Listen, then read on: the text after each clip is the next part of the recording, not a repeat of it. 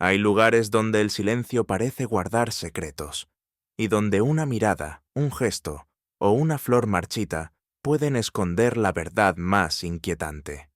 En uno de esos lugares, la inteligencia de Poirot se mide no contra la violencia, sino contra la sutileza del alma humana. Antes de comenzar, me encantaría saber desde qué parte del mundo nos estás escuchando y qué hora es allá. Cuéntamelo en los comentarios. Ahora, ponte cómodo, deja que el misterio te envuelva y empecemos la historia. El aire tenía esa textura tibia y perfumada que uno asocia con las tardes ociosas de los hoteles lujosos. Al cruzar el vestíbulo del Hotel Mandarín, sentí que habíamos dejado atrás el gris de Londres y entrado en un mundo suspendido entre el silencio y la seda. Todo allí, desde las palmas ornamentales hasta los discretos relojes de sobremesa, parecía dispuesto no para impresionar, sino para observar sin ser visto. Poirot, impecablemente vestido pese al viaje en tren, caminaba con paso breve y calculado, como si cada baldosa del suelo le dictara un ritmo secreto. Llevaba el sombrero apenas inclinado, el bigote simétrico como un emblema, y esa expresión suya entre alerta y satisfecho que reservaba para los lugares que cumplían con sus exigencias estéticas. Un hotel que no solo es pulcro, mon ami, sino discretamente vanidoso, murmuró con agrado, dejando que su mirada se deslizara por una hilera de jarrones lacados. Yo asentí, aún algo entumecido por el viaje, aunque ya contagiado por la sutil promesa de exotismo que flotaba en el aire. No lo sabíamos entonces, pero aquel mismo vestíbulo, tan sereno en apariencia, sería testigo de inquietudes mucho más hondas que la búsqueda del confort. En nuestra segunda tarde, mientras hojeaba el periódico en una butaca próxima al ascensor, no pude evitar reparar en un caballero que descendía lentamente desde el último piso. Era delgado, vestido con un traje gris de corte oriental, y se movía con una elegancia casi ritual. Nadie lo saludaba. Él tampoco parecía dispuesto a entablar conversación. Su rostro, aunque sereno, conservaba una tensión apenas perceptible en los labios. El recepcionista, consultado más tarde con naturalidad británica, nos dijo en voz baja: «Señor Tanaka, japonés, aunque residente en París. Llegó hace 3 días. Solicita el desayuno en su habitación y no permite que entren a hacer la cama hasta bien entrada la tarde. Un hombre que desea ser olvidado mientras está presente», comentó Poirot en voz baja, mientras arreglaba la flor de su ojal. «Curioso, ¿non?» No supe entonces si se refería al huésped o al misterio que empezaba a rodearlo. La noche del jueves, la cena transcurría con esa suavidad bien medida de los hoteles que sirven platos que no deben recordar nada más que educación. Estábamos en la segunda tanda del menú, salmón con mantequilla de eneldo, si mal no recuerdo, cuando una figura se tambaleó junto a las columnas del comedor. Fue un gesto fugaz, pero claro, el señor Tanaka, que rara vez abandonaba su habitación, había aparecido en el comedor apenas unos segundos, solo para desplomarse, sin un sonido, cerca del pianista. La conmoción fue breve pero sentida. El maître se acercó corriendo. 2 camareros más lo asistieron con respeto y firmeza. «Probablemente un mareo», opinó un caballero tras de mí. «Tiene aspecto frágil, ¿verdad?» Poirot se levantó lentamente, sin pronunciar palabra, y avanzó hasta el círculo de curiosos. No participó en el revuelo, solo observó, con una fijeza que a mí siempre me pareció desproporcionada para lo que era, en apariencia, un simple desvanecimiento. «Hastings», dijo al volver a mi lado, «no me gusta esto». «¿No le gusta qué?» Él no respondió. Se limitó a mirar el salero, como si en su geometría pudiera leerse algo que los demás no veíamos. El médico del hotel, un caballero alto y tranquilo con acento escocés, llegó 15 minutos más tarde. Diagnosticó agotamiento nervioso y recomendó reposo absoluto, una taza de caldo claro y el encierro voluntario. «Nada grave», dijo mientras guardaba su estetoscopio. Un cuerpo debilitado, quizás por el clima o la tensión del viaje. Poirot inclinó la cabeza cortésmente, aunque yo noté que sus ojos no se apartaban de un objeto minúsculo que colgaba del bolsillo del chaleco de Tanaka. Una pequeña bolsita de seda negra, casi imperceptible. El detective se aproximó con una lentitud estudiada y observó, sin tocarla, su forma irregular. ¿Se lo ha retirado usted?, preguntó. ¿El qué?, dijo el médico, distraído, sin comprender. Nada, un detalle sin importancia. Nos retiramos cuando los empleados ayudaron al huésped a regresar a su habitación. Mientras subíamos por la escalera lateral, Poirot rehusaba siempre el ascensor, alegando que la mente trabaja mejor cuando los pies obedecen a la gravedad. Mi compañero pareció sumido en un breve silencio reflexivo. ¿No cree usted, Hastings, dijo por fin, que es extraño que un hombre se desmaye, justo en el único lugar del hotel donde todos podrían verlo? ¿No es eso lo habitual? Au contraire, cuando el cuerpo cede sin voluntad, lo hace en privado. Cuando el alma finge, elige la escena. La noche cayó sin sobresaltos, envuelta en un silencio casi ceremonial. En el pasillo del último piso, solo se oía el leve crujido de la moqueta bajo los pasos del personal de limpieza. Yo salí unos minutos a buscar una novela que había dejado en el vestíbulo, y al pasar junto a la habitación 417, noté que la puerta estaba entreabierta. No había luz en su interior, pero una corriente de aire tibio escapaba por la rendija. Algo me detuvo, un aroma sutil, floral, con un trasfondo extraño, metálico, casi clínico. Lo atribuí a los perfumes que usaban para ambientar el hotel. Sin embargo, cuando volví, encontré a Poirot asomado discretamente al hueco de la escalera, como si también hubiera captado algo inusual. ¿Ha notado usted, Hastings, ese olor persistente en este piso? Me pareció floral. Oui, pero es una flor que no crece en ningún jardín inocente. A la mañana siguiente, sus palabras regresarían a mi mente con un escalofrío inesperado. Fue la doncella del turno de la mañana quien lanzó el grito. Todos lo oímos. Venía del piso superior y tenía ese tono áspero que uno no aprende a fingir. El gerente acudió de inmediato, seguido de 2 botones y del médico. Poirot y yo estábamos terminando el desayuno, pero bastó una mirada entre nosotros para ponernos en pie. La puerta de la habitación 417 estaba abierta de par en par. En el interior, sobre la cama perfectamente tendida, yacía el cuerpo del señor Tanaka. Los brazos reposaban a los lados, los ojos cerrados, la expresión serena. Tan serena, de hecho, que por un momento pareció estar dormido. No hay signos de violencia, anunció el médico con desconcierto. Poirot no respondió. Caminó lentamente por la habitación, se detuvo ante la mesilla de noche y observó la disposición exacta de una taza vacía, una carta sin abrir y una pequeña figura de marfil.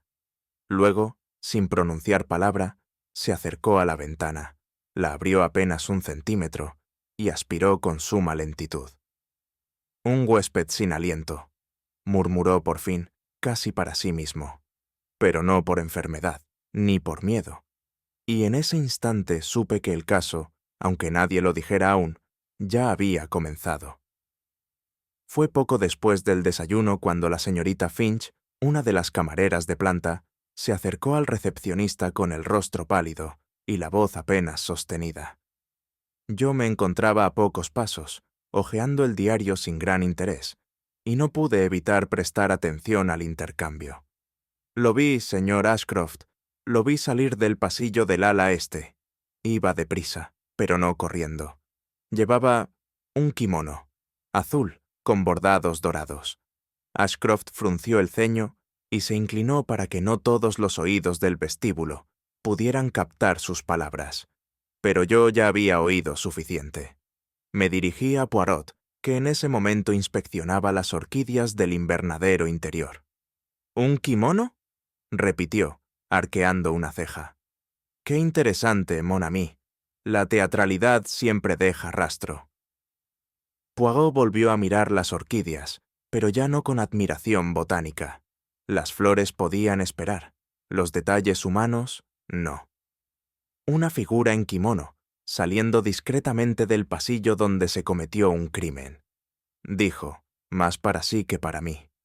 Y sin embargo, nadie en este hotel ha mencionado una recepción temática, ¿verdad? Yo negué con la cabeza.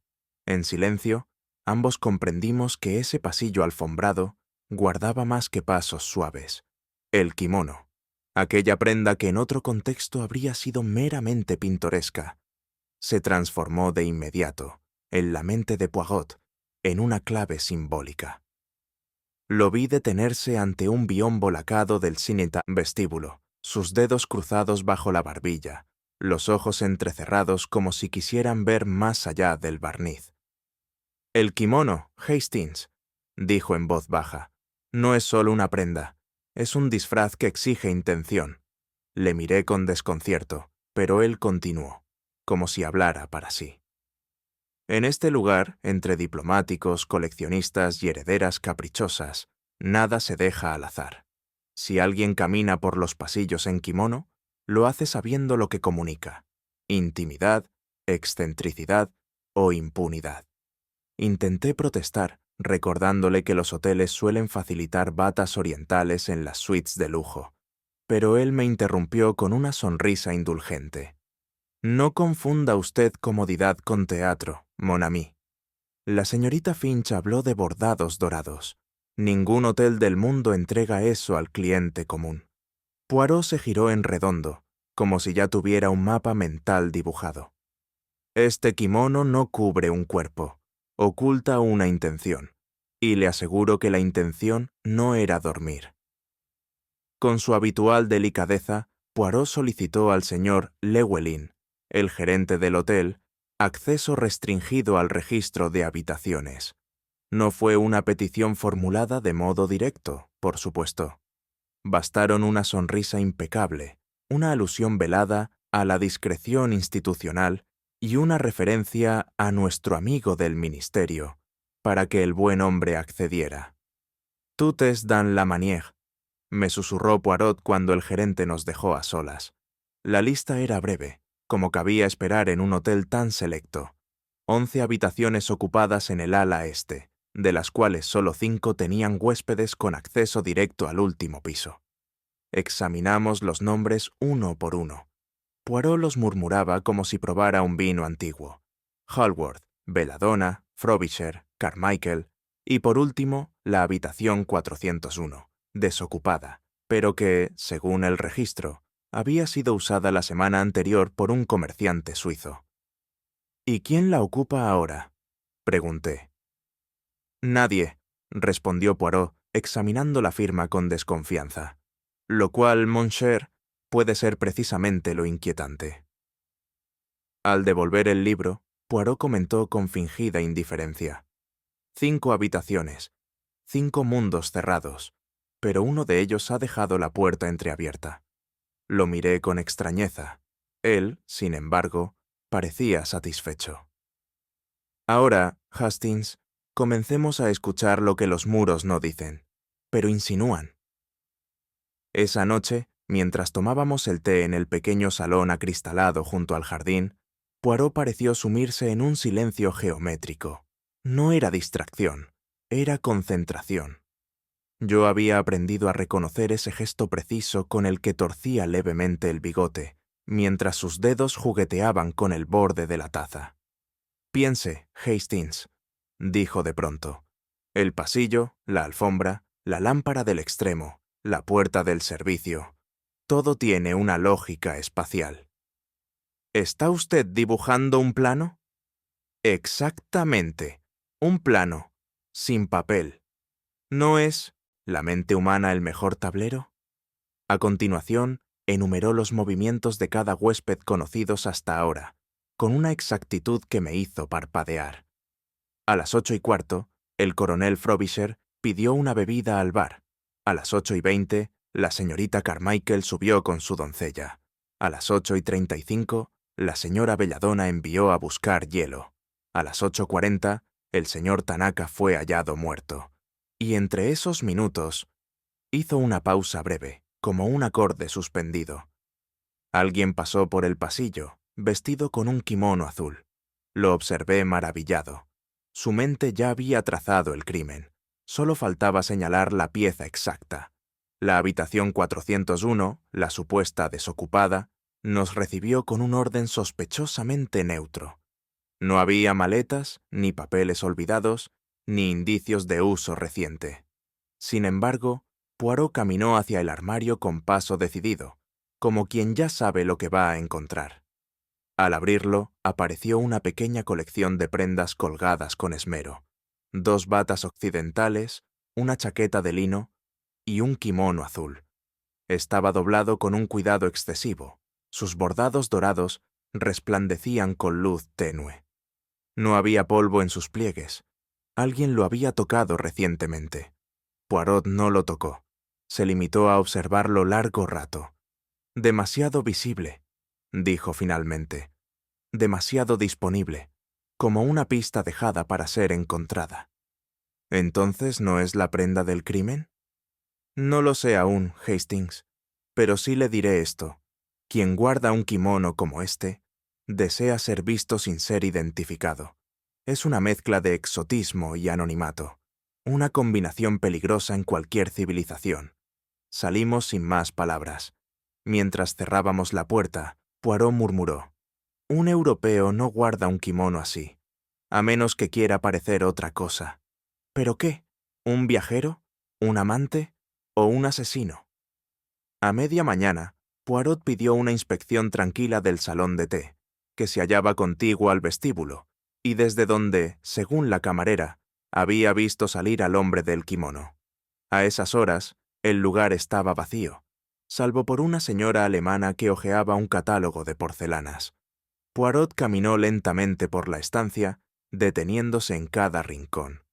Yo comenzaba a impacientarme. El lugar era, a todas luces, irrelevante, cuando le vi inclinarse con ese gesto suyo tan característico, mitad reverencia, mitad ataque quirúrgico. Se agachó junto a uno de los sofás de terciopelo verde, introdujo 2 dedos bajo la base y extrajo un pequeño objeto blanco. Lo sostuvo entre el pulgar y el índice con expresión estudiadamente neutra. «Un botón», dije. «¿De nácar?» «Sí, tallado a mano y manchado con algo que no es sangre». Lo observamos de cerca.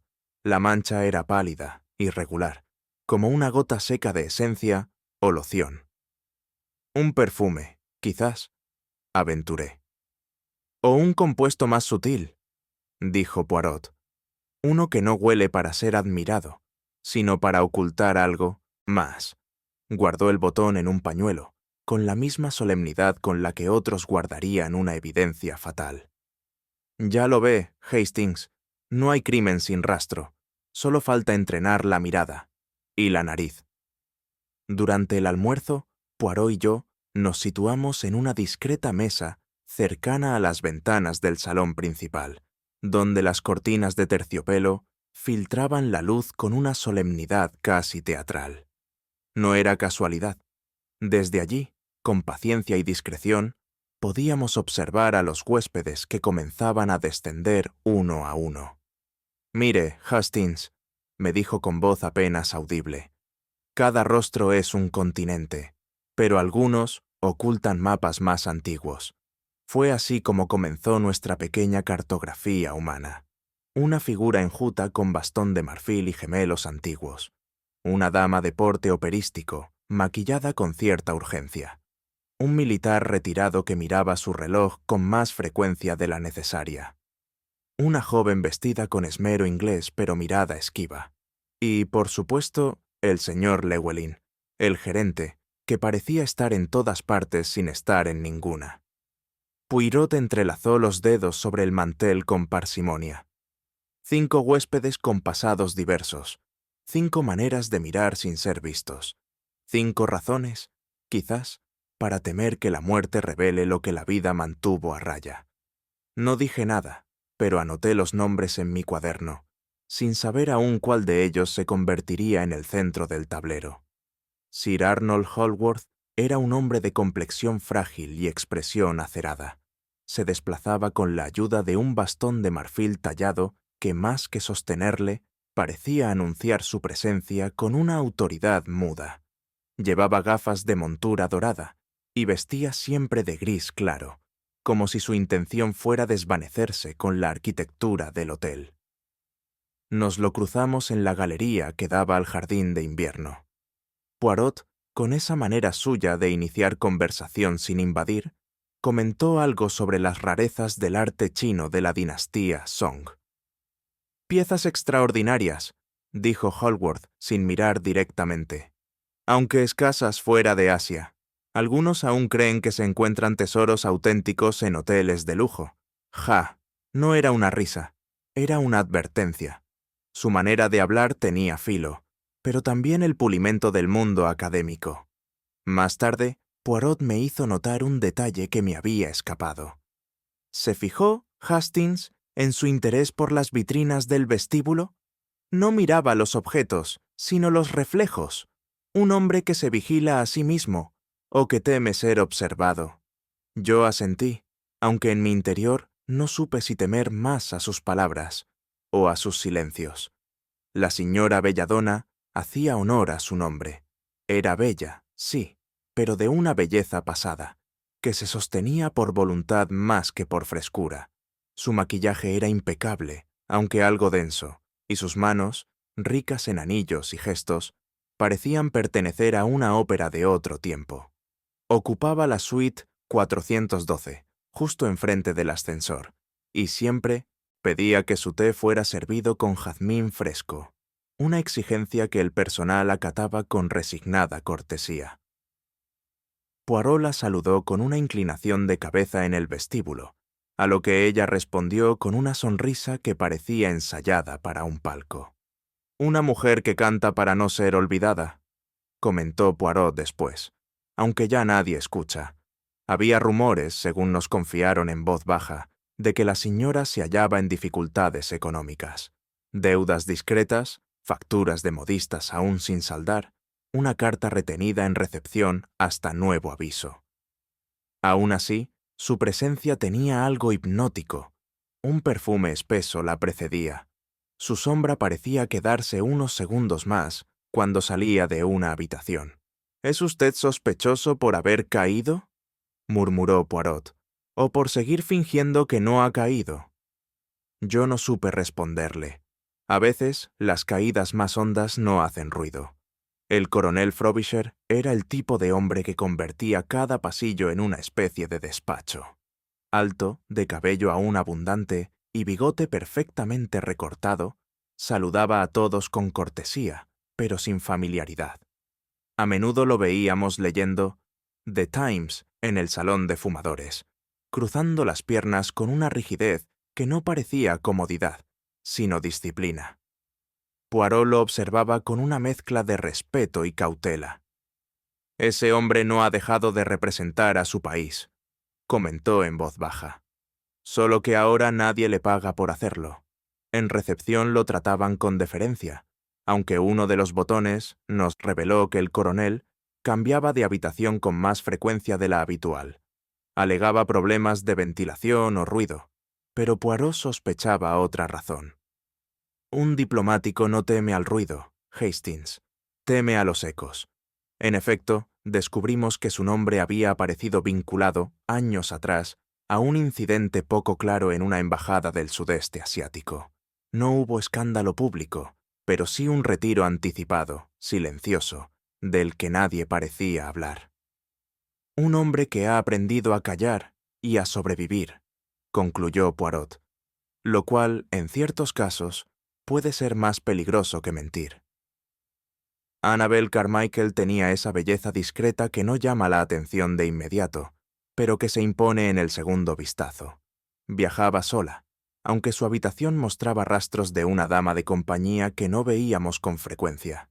Siempre se la veía con un libro en la mano. Autores rusos, notó Poirot con cierta sorpresa. Y sus paseos por el jardín eran más largos que los de cualquier otro huésped. Según supimos, era sobrina de un banquero recientemente fallecido, y había heredado una suma considerable, aunque no sin disputas. Su presencia en el Hotel Mandarín parecía obedecer más a una huida civilizada que a un descanso merecido. ¿Le parece sospechosa?, le pregunté a Poirot. No, Hastings, me parece peligrosa para sí misma. Una mujer que piensa demasiado cuando está sola y que, sin embargo, no quiere compañía. En efecto, su silencio no era el de la timidez, sino el de una persona que teme decir algo que alguien pueda utilizar en su contra. Y en un entorno donde las apariencias valen más que los hechos, eso era, sin duda, una carga difícil de ocultar. La juventud sin confianza, dijo Poirot, es como una flor sin tallo, no sabe a dónde inclinarse, y termina marchita. El señor Llewellyn era un hombre delgado, de edad indefinida, con la sonrisa exacta y la voz entrenada en la escuela del protocolo. Parecía conocer los nombres de todos los huéspedes, así como sus preferencias de desayuno y sus hábitos nocturnos. Nada escapaba a su control, y sin embargo, nunca parecía estar presente en el momento crucial. Poirot lo trataba con deferencia, pero yo notaba en sus ojos una curiosidad velada. «Ese hombre, Hastings», me dijo mientras lo observábamos arreglar un florero, «es un actor que no ha olvidado su papel, pero ha olvidado por qué lo interpreta». Los empleados le temían con una mezcla de respeto y cautela. Había rumores sobre su pasado en otro hotel, que cerró repentinamente tras un escándalo nunca aclarado. No figuraba en ningún periódico, pero los antiguos botones aún lo mencionaban con un tono que invitaba a cambiar de tema. Poirot lo saludó una mañana con una cortesía tan marcada, que el propio Llewellyn se sorprendió. «Un director que teme que su escenario se desmorone», dijo luego mi amigo. «Hace dos cosas: ensaya sin parar y se asegura de que nadie mire detrás del telón». En el centro del vestíbulo, sobre una mesa de ébano pulido, descansaba un jarrón con flores frescas. Eran lirios blancos y gardenias, dispuestas con esmero por el florista del hotel. Aquel arreglo recibía a los visitantes con una sobria elegancia, aunque, como Poirot notó, algo en él no armonizaba del todo. «¿Lo percibe, Hastings?», preguntó mientras se inclinaba sutilmente hacia el jarrón. «¿El qué?». «Exactamente eso, la ausencia». Me acerqué. En efecto, las flores no olían a nada, ni siquiera un matiz vegetal. Era como si hubieran sido sumergidas en un agua demasiado limpia, demasiado estéril. Poirot pasó el dedo por el borde del jarrón y lo olfateó brevemente. «El perfume ha sido suprimido o reemplazado».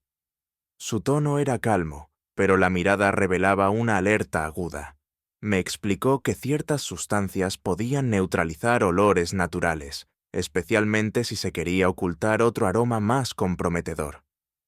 «Una flor sin perfume», dijo, casi con pesar.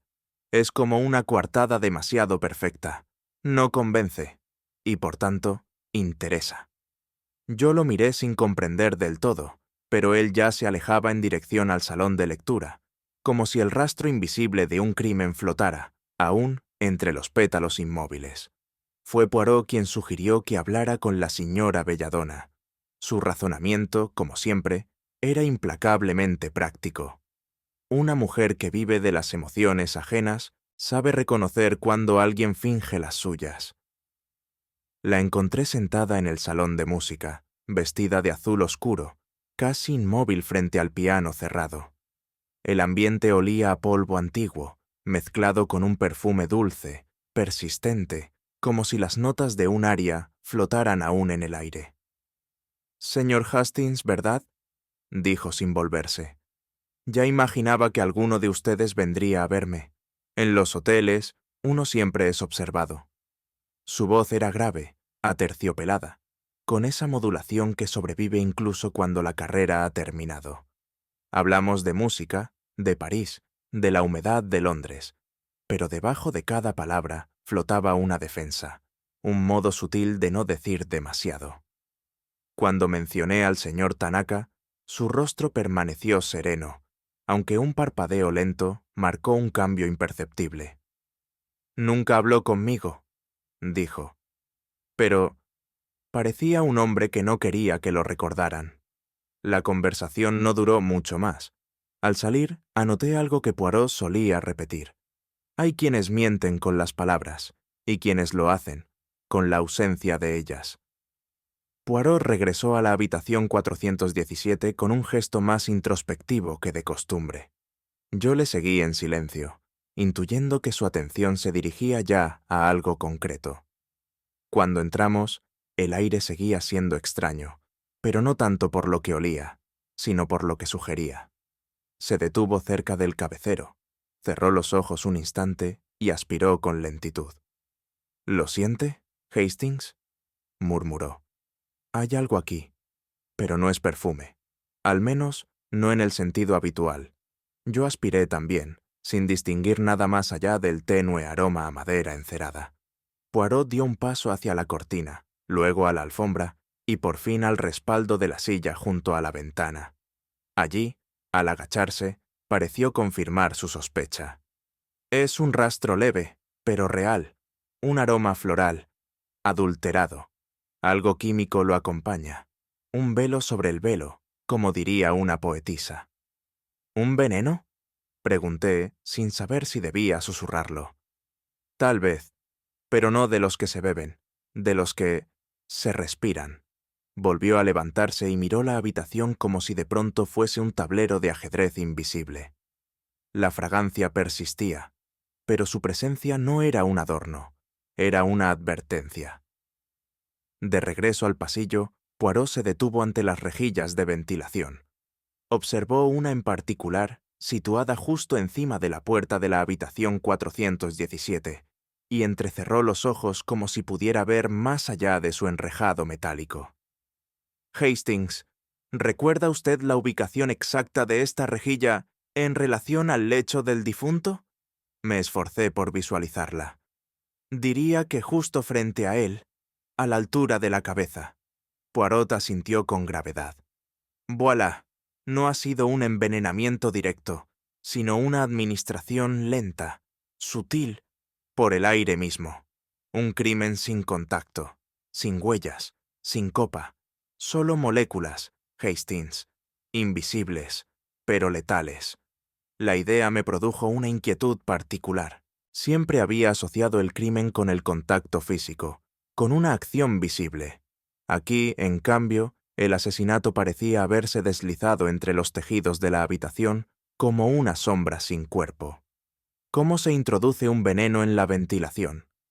Ah, mon ami, eso requiere precisión y planificación.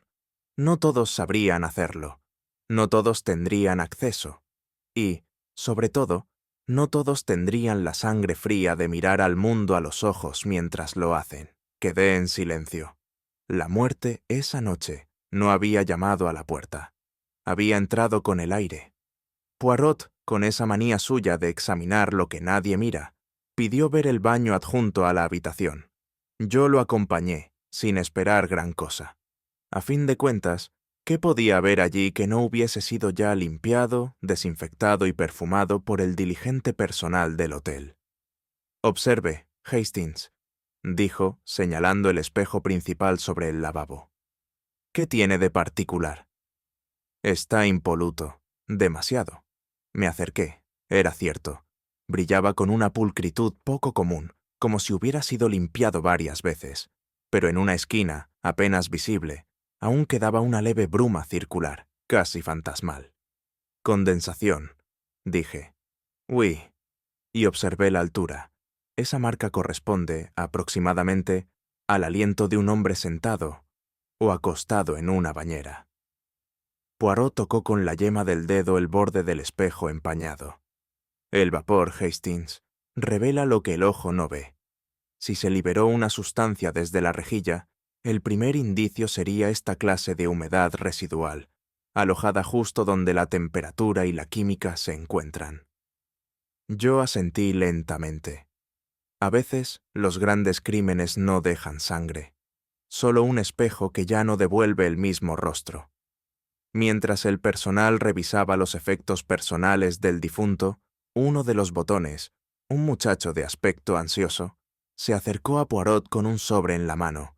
Lo sostenía con cuidado, como si temiera que el papel pudiera deshacerse en sus dedos. «Esto estaba en la caja fuerte de la habitación, señor. Está sellado. Y lleva una indicación escrita a mano». Poirot tomó el sobre y lo examinó detenidamente. La letra era firme, de trazo japonés anglosajonizado, y el mensaje decía: «Solo abrir en caso de fallecimiento sospechoso». «Interesante, ¿non?», murmuró, girándolo lentamente entre sus dedos. Un testamento moral, quizás, o un grito de advertencia lanzado al vacío. Yo me incliné para observar más de cerca. El sobre no había sido abierto. Estaba sellado con cera roja, aún intacta, y no mostraba señales de manipulación. ¿Lo abriremos? No aún, Hastings. Debemos ser meticulosos. Necesitamos a un testigo neutral y autorización del gerente. Este tipo de documentos pueden contener más que palabras. Pueden contener juicios. Aquel día, la carta permaneció sobre la mesilla, bajo una campana de cristal improvisada, como si todos temiéramos el momento en que su contenido cambiara el rumbo de lo que sabíamos. «A veces», dijo Poirot, con mirada sombría, «la verdad no espera ser revelada, espera ser temida». Al día siguiente, cuando Poirot y yo subimos a la habitación 417 para proceder finalmente a la lectura de la carta, el sobre había desaparecido. La campana de cristal estaba allí, intacta, la mesilla, sin rastros de alteración, pero la carta, simplemente, ya no estaba. No rota, no retirada con descuido, no caída, ausente. Llamamos al gerente, al personal de limpieza, a los botones. Nadie había entrado en esa habitación desde nuestra última visita, según aseguraban, pero la desaparición era evidente, y Poirot, aunque no alzó la voz, dejó ver un destello de furia muy contenida. «Es admirable, Hastings», dijo con una calma peligrosa. «Tan calculado como el crimen mismo. Robar la carta es borrar la última palabra del muerto. Una última palabra, que alguien temía más que la policía». Examinó el escritorio, luego la rejilla, luego la cortina. Nada, ni una marca, ni una pisada, ni una sombra. ¿Cree que fue uno de los empleados? Non, al menos no por propia iniciativa. Este acto no es de codicia, sino de defensa. Alguien suprimió la carta como se suprime una línea en un testamento. Yo, que había confiado en ese papel como en un ancla moral, sentí un ligero vacío. «Sin testigo escrito», empecé a decir. «Nos queda la lógica, mon ami», replicó Poirot. «Y créame, ella no miente. Solo hay que saber escucharla cuando calla». Aquella mañana, Poirot parecía más pensativo que de costumbre. Había pasado buena parte del desayuno leyendo unos recortes de periódico amarillentos que le había facilitado el gerente del hotel. Cuando al fin los dejó sobre la mesa, se quitó las gafas con un gesto pausado y dijo simplemente: «Mon ami, nuestro difunto señor Tanaka, no era un simple comerciante retirado. Era un superviviente de la historia». Me inclinó los papeles con delicadeza. Trataban de un incidente ocurrido años atrás en Shanghái, durante una recepción diplomática británica que había terminado en escándalo. Un tratado filtrado, una joya desaparecida y la misteriosa dimisión de un agregado extranjero. ¿Y Tanaka? Implicado, dijo Poirot, aunque nunca acusado. Le ofrecieron silencio a cambio de desaparecer. Y he aquí que resurge, décadas después, en Londres, hospedado en un hotel donde todos fingen olvidar su pasado. Poirot se levantó y caminó hacia la ventana. «Es curioso, Hastings, cómo el pasado no viaja, nos espera». Lo dijo sin afectación, como si hablara del clima. Pero yo supe entonces que el caso había dejado de ser un enigma de hotel, y comenzaba a parecerse peligrosamente a una vieja deuda con el tiempo. Fue durante el té de la tarde, en el pequeño salón del este, donde Poirot decidió conversar por casualidad con el coronel Frobisher. El coronel, siempre impecable, aceptó la invitación con la cortesía de quien teme parecer descortés más que ser descubierto. «Un té verde, si me permite», dijo Poirot. «Es curioso, los ingleses lo temen por su delicadeza, pero los orientales lo beben para recordar». El comentario pareció pasar inadvertido, aunque noté un leve temblor en la mano del coronel al levantar su taza. Poirot lo observó sin insistir, y el silencio se llenó del aroma vegetal del té recién servido. Hablamos de viajes, de viejas colonias, de aquellos años en Oriente. Y en ese plural, que el coronel usó con soltura, Poirot encontró el hilo. «Curioso, ¿no cree?», dijo mi amigo con tono leve. «Qué pequeño se vuelve el mundo cuando uno recuerda a las mismas personas». El coronel sonrió con labios tensos. «Algunas personas no merecen ser recordadas. Y sin embargo», replicó Poirot suavemente, «Monsieur Tanaka las recuerda a todas». Frobisher no respondió. Solo dejó su taza en la mesa con una precisión casi militar. El leve sonido de la porcelana marcó el fin del diálogo, pero no del pensamiento. Esa misma noche, Poirot me pidió que lo acompañara a visitar al anticuario Sir Arnold Hallward. Lo encontramos en el vestíbulo, rodeado de revistas de arte y un aire de suficiencia que parecía perfumado con vanidad. «Sir Arnold, ¿le gusta el jade?», preguntó Poirot con fingida inocencia. «El jade es perfección», respondió Hallward. «Piedra de emperadores, de inmortalidad, aunque, por desgracia, rara vez auténtico». Poirot asintió, como quien comparte una verdad inofensiva. Y, sin embargo, el señor Tanaka poseía una esmeralda de jade que desapareció durante una velada en Shanghái. Extraño, ¿no? 2 coleccionistas en la misma mesa, una joya perdida, y un silencio perfectamente tallado. Por un instante, el bastón de marfil de Hallward pareció volverse más rígido. Su expresión, sin cambiar, perdió algo de su pulimento. «Las coincidencias son el recurso de los hombres supersticiosos», dijo secamente. Poirot sonrió. «Y de los hombres culpables, monsieur, cuando la superstición ya no basta». No hubo más palabras, pero al retirarnos, Poirot observó: «Un hombre que colecciona objetos orientales no siempre aprecia su moral. A veces, Hastings compra lo que no debería haber tocado, y aquel bastón, tan blanco y pulcro, me pareció entonces manchado de historia». Annabel Carmichael nos recibió en el salón de lectura, rodeada de papeles. Su elegancia habitual parecía debilitada por el cansancio, o, quizá, por algo más íntimo. Al verme entrar, sonrió con cortesía. Al ver a Poirot, bajó la mirada como si supiera que la cortesía ya no bastaría. «Mademoiselle», dijo Poirot, «¿su difunto tío tenía negocios en Asia?». Ella dudó. Luego, como quien abre una ventana con esfuerzo, respondió: «Sí, en parte. Fondos, sociedades, cosas que mi familia prefería no mencionar. Siempre hablaba de un asunto pendiente con un socio japonés. Yo creí que era una metáfora. Ahora ya no estoy tan segura». Poirot tomó nota sin alzar la vista. «¿Y ese dinero llegó alguna vez?». «No, ni el dinero ni las explicaciones». Durante un instante, el tic-tac del reloj del salón fue el único sonido.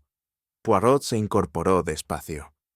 «Las herencias incompletas, mademoiselle, son como los secretos familiares. Cambian de manos, pero no de peso». Ella lo miró, sorprendida por la frase, y añadió en voz muy baja: «A veces, monsieur Poirot, uno no hereda dinero, sino culpa».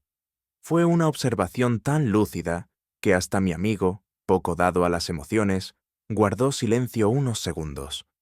Poirot y yo encontramos al coronel Frobisher en el fumoir, rodeado de humo y silencios. El coronel parecía más nervioso que de costumbre. Su periódico temblaba apenas, y sus ojos evitaban el nuestro. «Mon colonel», dijo Poirot con suavidad, «¿ha pensado usted en el motivo de la presencia de Tanaka en Londres?» El coronel sonrió, una sonrisa que no llegaba a los ojos. «Negocios antiguos, sin duda. Cosas que pertenecen a otro siglo». Poirot inclinó la cabeza. «¿Y acaso una carta también pertenece a otro siglo?» El coronel levantó la vista. Demasiado rápido. ¿Carta? Oui. Una carta diplomática, firmada hace años, que garantizaba la inmunidad de ciertas personas involucradas en el asunto de Shanghái. Un papel que usted, mon colonel, no debería conocer. Y sin embargo ha mencionado hace 3 minutos. El silencio fue denso. Solo el humo del cigarro del coronel subía, como una cortina que no sabe si ocultar o revelar. «Ha sido un lapsus», dijo, finalmente, con tono medido. Poirot sonrió con amabilidad. «Los lapsus, monsieur, son los espasmos del alma cuando ésta teme ser descubierta». Y así lo dejó, en un silencio que olía a ceniza y a memoria. La tarde siguiente, Poirot apareció en el vestíbulo con su bastón de mango de plata y una serenidad casi insolente. Había pasado el día en su habitación, escribiendo pequeñas notas que doblaba y entregaba al personal con instrucciones precisas. Cuando por fin regresó al salón, su semblante irradiaba la satisfacción de un relojero que ha encajado la última pieza. «Hastings», me dijo, «es hora de abrir el telón». «¿A qué se refiere?» «He invitado a nuestros 5 huéspedes distinguidos al salón de lectura esta noche. No por cortesía, sino por justicia». Sus ojos brillaban con una mezcla de cálculo y deleite. Sabía algo, aunque no reveló qué. «No podrá obligarlos a asistir». «No, mon ami. Pero créame, nadie declina una invitación de Hercule Poirot, ni siquiera el asesino». Y tenía razón. A las 9 en punto, el salón se llenó de perfumes, bastones, miradas tensas y silencios forzados. Poirot permaneció en el centro, como un actor consciente del primer acto de su gran escena. «Messieurs et mesdames», dijo con un leve toque de su bastón al suelo. «Esta noche, la verdad tomará asiento entre nosotros». Yo sentí un escalofrío. En su voz no había amenaza, sino destino. «No, Hastings», dijo Poirot con calma, mientras sostenía entre sus dedos un recorte de periódico que ya había leído al menos 3 veces. «No se mata por odio. Al menos no en este caso». Yo lo miré, intrigado. Siempre había creído que el odio o la codicia eran motores suficientes para el crimen. Entonces, ¿por qué lo haría alguien? Poirot se volvió hacia mí con aquella expresión suya tan característica, mezcla de compasión y lógica implacable. «Por miedo, mon ami, pero no al castigo, sino al escándalo». Habíamos conocido, a lo largo de la investigación, hombres y mujeres dispuestos a confesar pecados veniales con facilidad, pero visiblemente alterados, cuando se insinuaba que su nombre pudiera verse en los diarios, asociado a algo deshonroso. La muerte del señor Tanaka no había sacudido tanto sus emociones como la posibilidad de ser vistos como participantes, aunque fuera de lejos, en algo sucio, inconfesable. «El prestigio, Hastings», prosiguió Poirot, «es una forma de moral pública. Se defiende con más fervor que la verdad misma». Y mientras él hablaba, comprendí que en aquel hotel no todos temían a la justicia. Lo que realmente les aterraba era que sus máscaras cayeran, dejando al desnudo una vida menos noble de lo que aparentaban. A veces, el cuerpo habla más alto que la lengua. Yo lo he visto incontables veces junto a Poirot, aunque nunca con la claridad de aquella tarde. Estábamos en la biblioteca, interrogando, o más bien conversando, con Annabel Carmichael. Poirot adoptaba su tono más cordial, casi paternal, cuando la joven, al responder a una pregunta trivial sobre el horario del desayuno, hizo algo que me llamó la atención. Tomó su pañuelo y lo retorció entre los dedos. No con rabia, sino con una ansiedad silenciosa, como si cada pliegue ocultara una frase que no se atrevía a pronunciar. «Mademoiselle», dijo Poirot suavemente, «¿está segura de que no vio al señor Tanaka la noche anterior?» Ella afirmó, pero la frase quedó a medias, disuelta en un «creo que no fue completado». Poirot no insistió. Se limitó a observar el pañuelo, ahora completamente arrugado. Al salir, me tomó del brazo. ¿Lo ha notado, Hastings? No ha mentido. Ha temido decir la verdad. ¿Por el escándalo? Tal vez, respondió. O por otra persona. El nerviosismo suele ser menos por lo que uno ha hecho, y más por lo que teme del otro. Una historia a medias siempre delata un alma entera perturbada. El hotel parecía tan discreto como una institución eclesiástica, pero Poirot solía decir que los pasillos largos guardaban más secretos que los salones de baile. Esa tarde, mientras paseábamos tras el almuerzo, el señor Llewellyn nos alcanzó con gesto preocupado. «Monsieur Poirot, han encontrado esto en el archivo de correspondencia TI. Antigua. Al parecer fue extraviado en una limpieza reciente. Era una carpeta delgada, marcada con un sello japonés y fechada una década atrás. Dentro, una serie de documentos, entre ellos una carta firmada por el mismísimo coronel Frobisher, en la que recomendaba, en términos ambiguos pero inequívocos, al señor Tanaka como colaborador valioso en operaciones discretas. Una expresión que, en diplomacia, suele ocultar más de lo que dice. «Curioso», murmuró Poirot. «Colaboraciones discretas que hoy podrían destruir carreras enteras». El coronel, aquel mismo día, negó rotundamente haber mantenido contacto con Tanaka tras el incidente de Shanghái. Y sin embargo, aquí estaba su firma. Legible, cuidada, delatadora. El pasado siempre encuentra su manera, Hastings. A veces en un papel olvidado, a veces en la conciencia del hombre que creyó haberlo enterrado. Y mientras el documento descansaba sobre la mesa, el eco de esos años resonaba entre las paredes, más fuerte que cualquier confesión.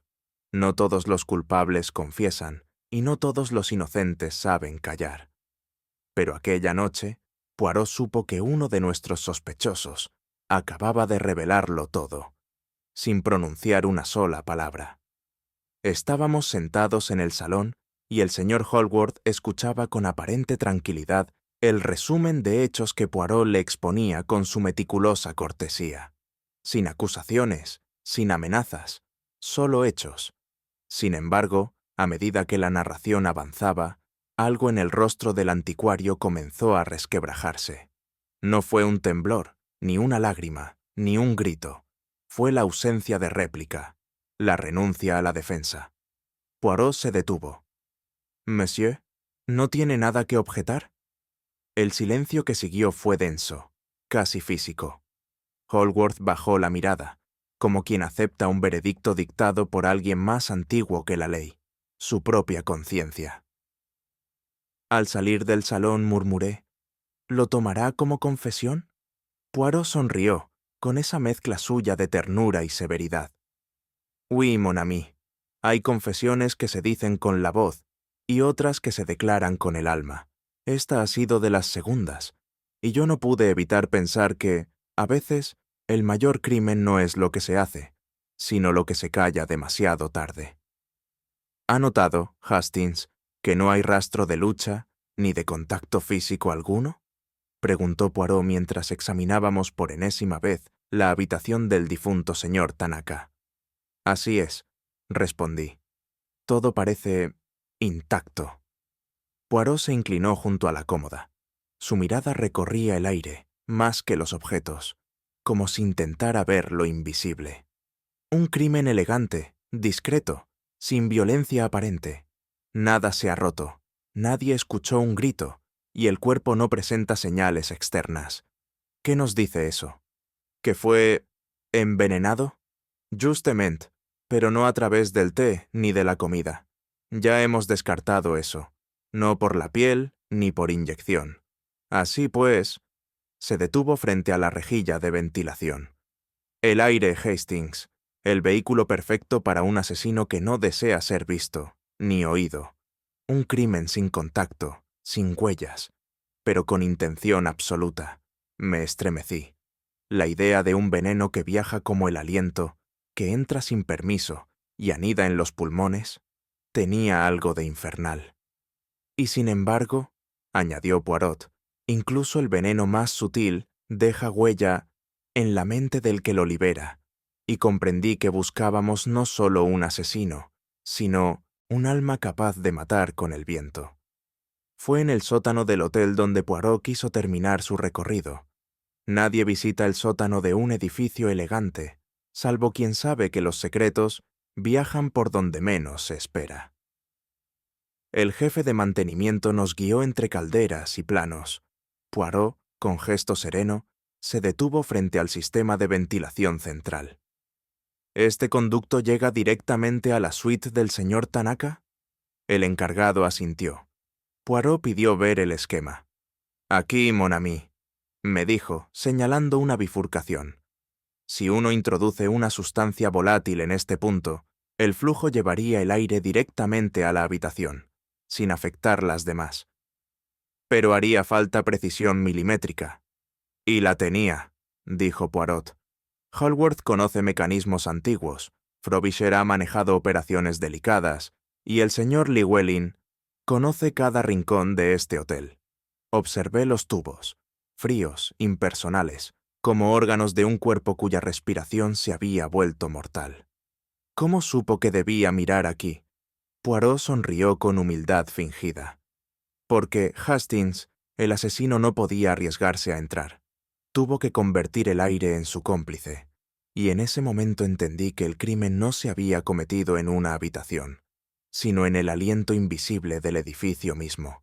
Nunca he sido particularmente observador, lo admito. Para mí, un espejo es un espejo, pero no así para Poirot.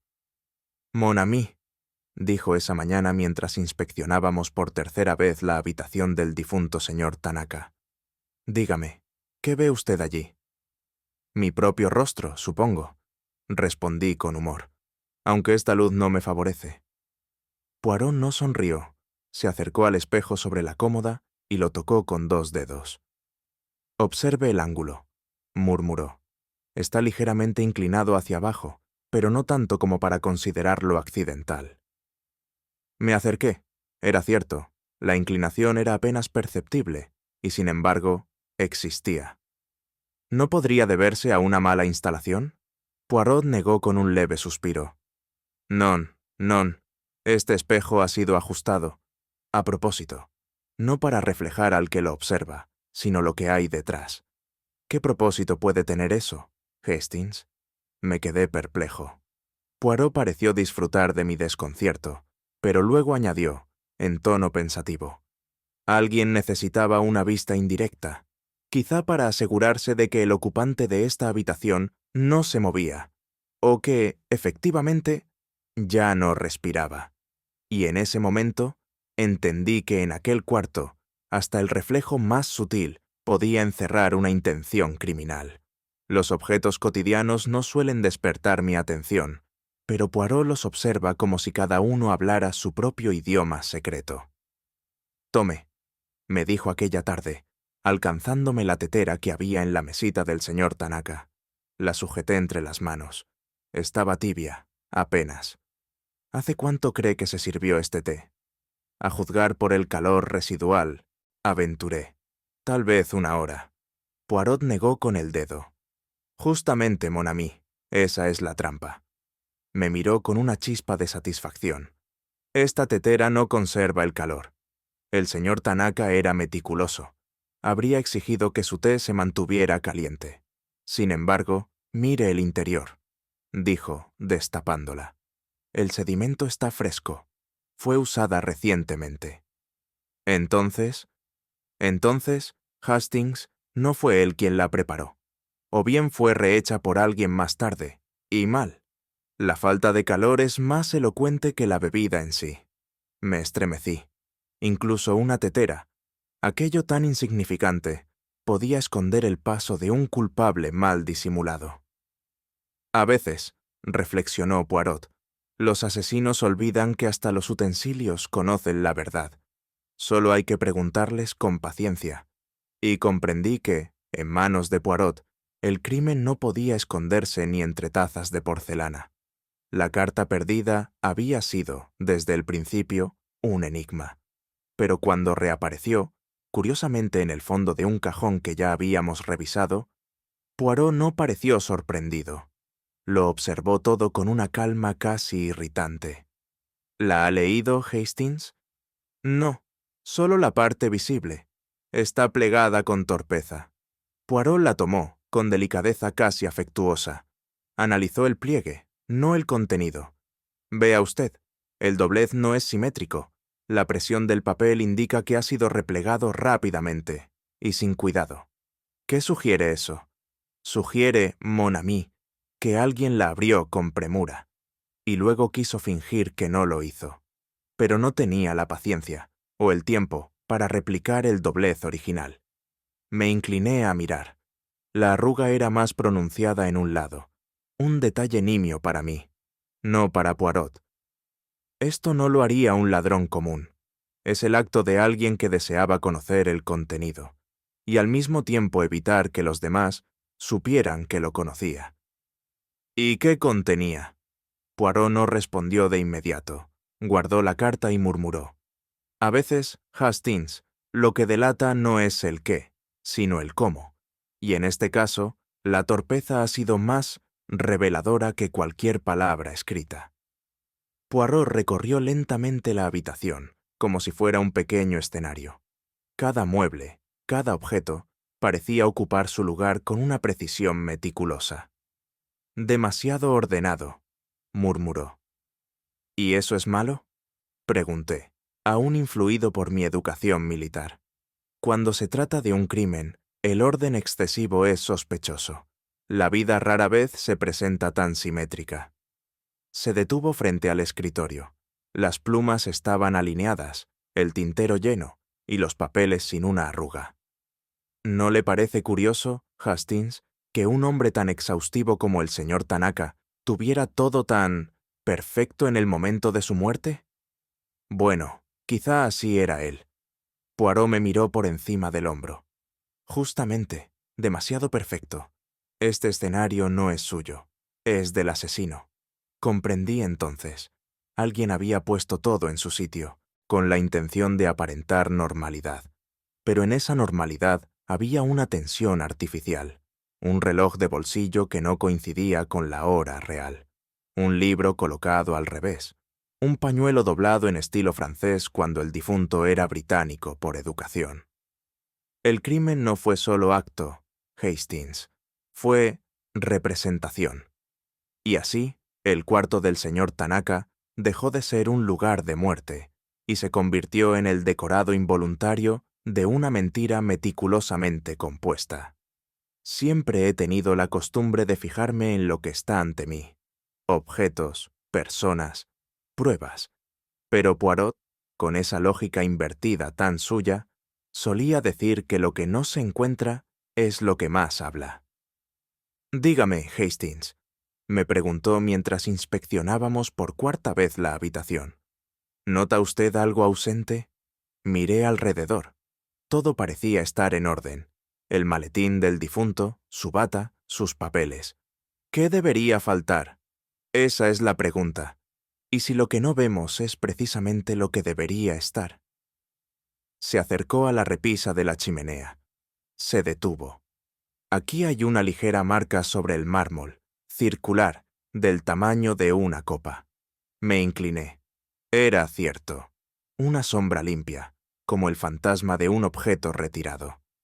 Alguien bebió aquí, pero la copa no está, y nadie la menciona. Luego se volvió hacia el perchero. Faltaba un gancho. ¿Había colgado algo allí el señor Tanaka? ¿Una gabardina? ¿Una bolsa? ¿Algo más? Los asesinos, Hastings, dijo Poirot con gravedad, se esfuerzan por esconder lo que han dejado, pero rara vez se detienen a pensar en lo que se han llevado. Y entendí que, en ese crimen, lo más revelador era precisamente aquello que ya no estaba. No era habitual ver a Poirot tan satisfecho sin necesidad de expresar una deducción explícita. Pero aquella tarde, mientras cerraba su pequeño bloc de notas, su sonrisa, apenas curvada en un extremo, revelaba más de lo que decía. Hastings, ¿sabe usted lo que más delata al criminal? ¿Las contradicciones? ¿Las huellas? No, mon ami. Lo que olvida fingir. Me dejó perplejo, como tantas veces. Pero mientras enumeraba mentalmente los objetos, los gestos y los testimonios, comencé a entender. ¿Cómo no fingir sorpresa al enterarse de la muerte? Poirot asintió, complacido. Exactamente. O no preguntar algo que cualquier inocente habría preguntado. O no mostrar interés por recuperar un objeto propio. La omisión, Hastings, es la huella más personal del criminal. Recordé al coronel Frobisher, que nunca se interesó por su maletín, o a la señorita Annabel, que no comentó haber visto al difunto, aunque estaba claro que pasó por el pasillo. Pequeños vacíos, ausencias de reacción. Ciertos silencios, añadió Poirot, son tan personales como una firma, pero nadie piensa en ocultarlos, porque nadie piensa en ellos. Y así, en el eco de lo que no fue dicho ni hecho, el crimen comenzaba, por fin, a tomar forma. No era habitual que Poirot convocara a todos los presentes con tan escasa antelación. La nota fue breve, y sin embargo su tono tenía la firmeza de quien no espera negativas. Salón de lectura, 7 en punto. La verdad se revelará. Ni una palabra más. Y, por supuesto, ni una menos. Yo mismo sentí un leve estremecimiento al leerla. Había en esa frase una promesa de orden final, pero también la amenaza de que ciertas máscaras se caerían sin elegancia.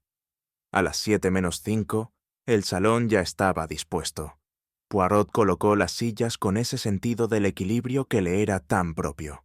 Me pidió que encendiera la lámpara de lectura, no la del techo. La luz debe concentrarse donde lo hará la razón, dijo.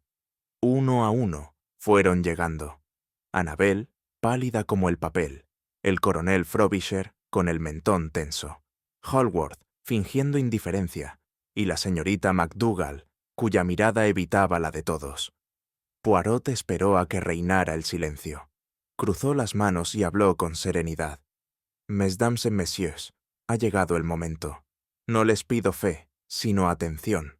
El crimen, como el arte, se compone de detalles, y esta noche los detalles hablarán por mí. Fue como asistir a una obra de teatro donde cada gesto tenía un propósito oculto. Poirot, con la cadencia de un director seguro, comenzó a desentrañar los hilos de la noche fatal. Imaginemos el momento, dijo. Son las 9:15. El señor Tanaka se retira a su habitación tras una cena discreta. Saluda con cortesía. Parece tranquilo. Poirot caminó lentamente, marcando los pasos del difunto en la alfombra. Señaló la tetera en la bandeja.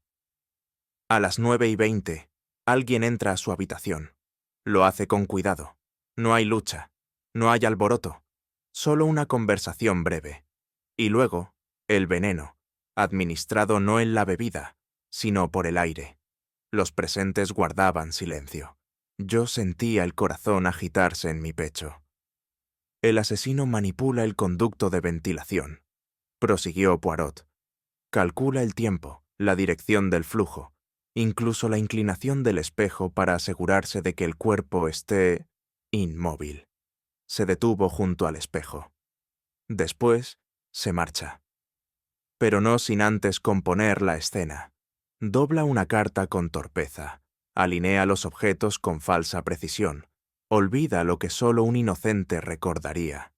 Y luego, como quien revela el último movimiento de un reloj suizo, añadió: el crimen fue silencioso, limpio y sin contacto directo, pero la inteligencia del asesino no fue suficiente para engañar a las pequeñas células grises de Hercule Poirot. Durante días, aquellos detalles me habían parecido nimios, minucias indignas de ocupar la mente de un hombre como Poirot. Y, sin embargo, ahí estaban ahora, alineados con una claridad devastadora. Comencemos, dijo, con voz tranquila.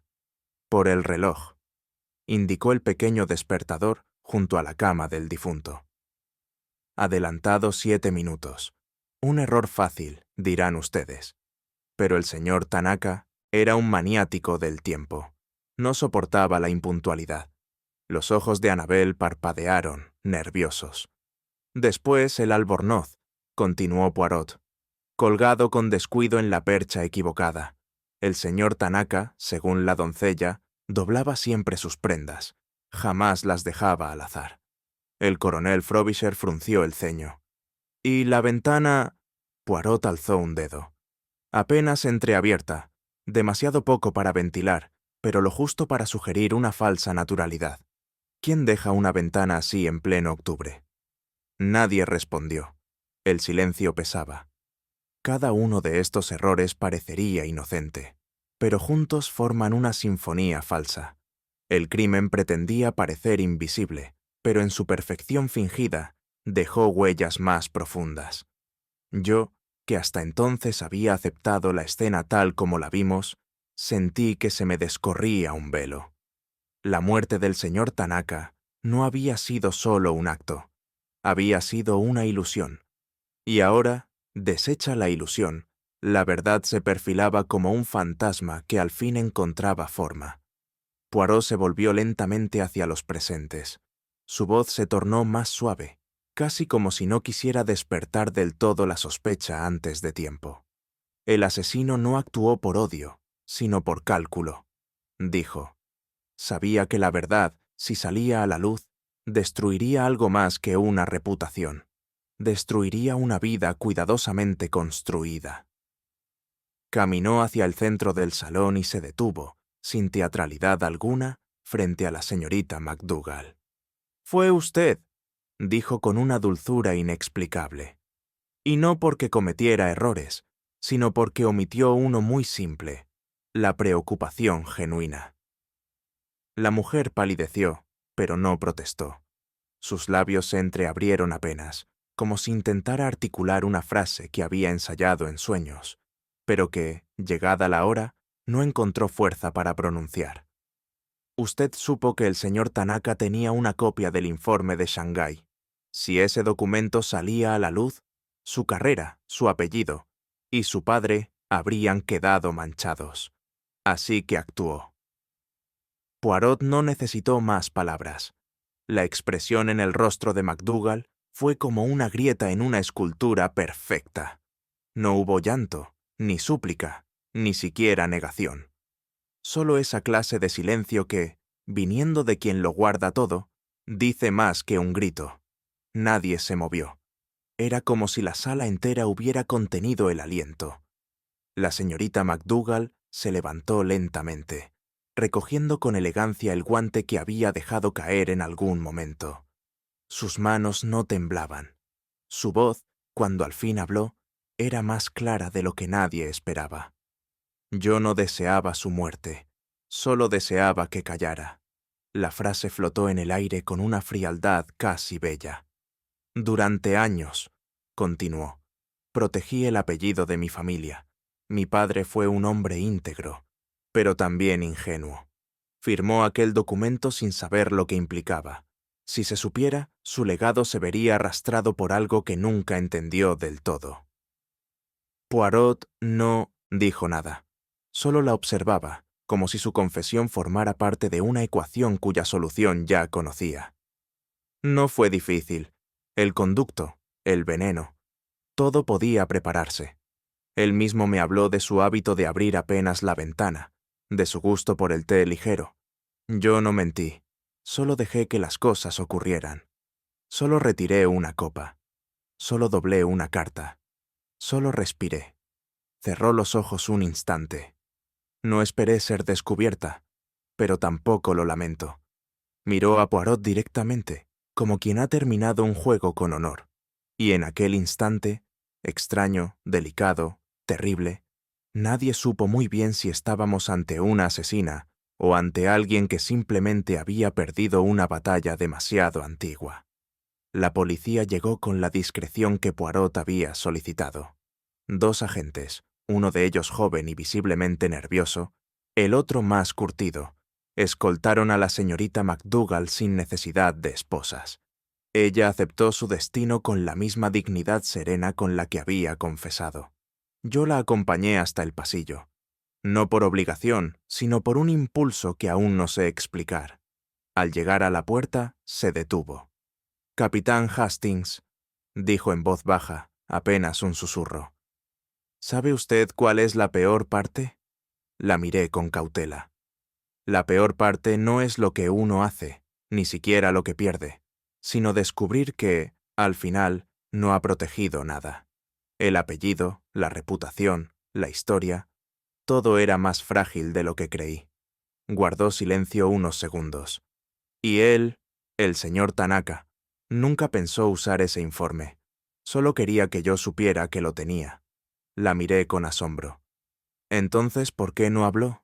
Sonrió levemente.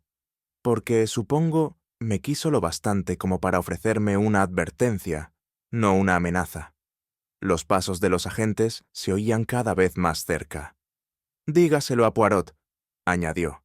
«No para que me perdone. Él no lo haría. Pero quizá lo comprenda».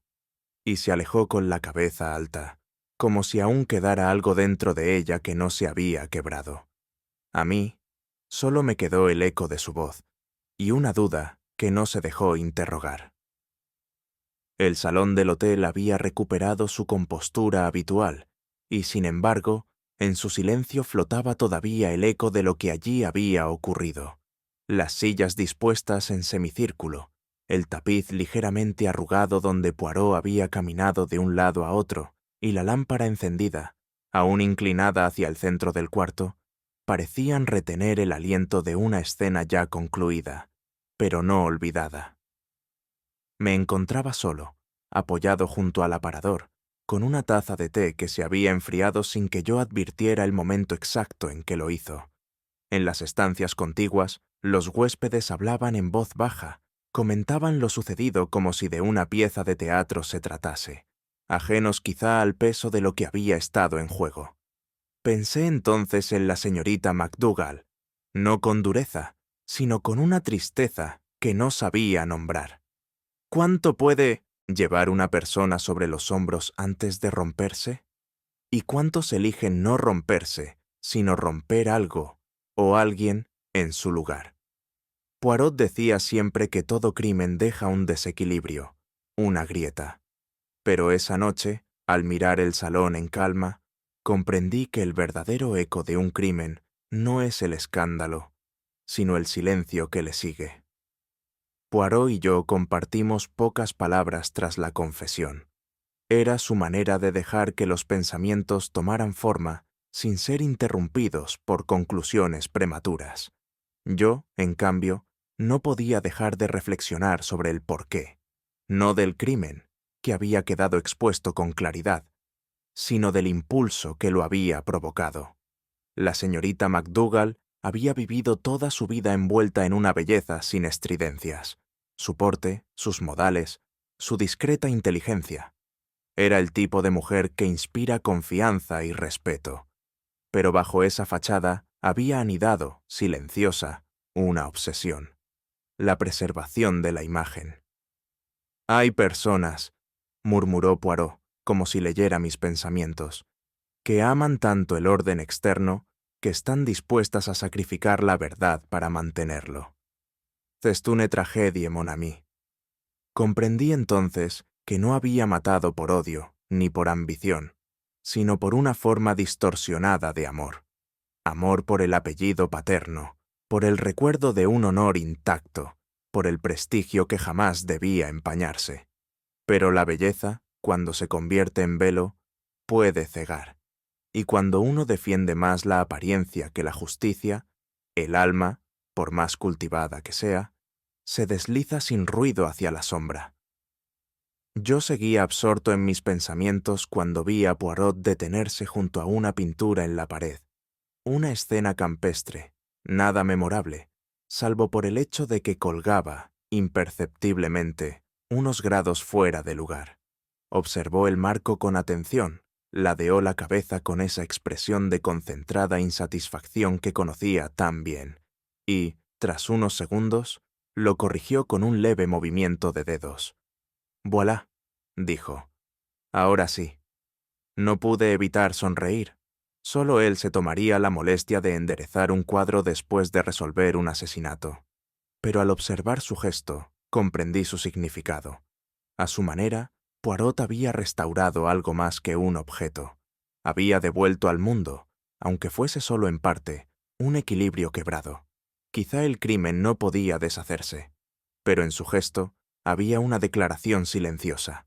El orden, una vez perturbado, podía volver a imponerse, aunque requiriese de paciencia, método y pequeñas células grises. Sobre la repisa de la chimenea aún reposaba un pequeño jarrón de porcelana que alguien había olvidado retirar.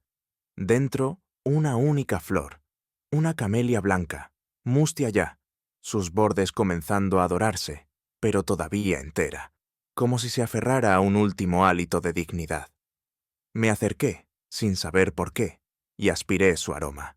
El perfume era tenue, casi imperceptible, pero aún estaba allí. Pensé entonces en la verdad, en cómo, a pesar del tiempo, del silencio y de los esfuerzos por ocultarla, la verdad, como aquel aroma persistente, sobrevive, aunque nadie quiera mirarla de frente. Poirot me había enseñado muchas cosas, pero ninguna tan clara como esa, que la verdad no necesita alzar la voz.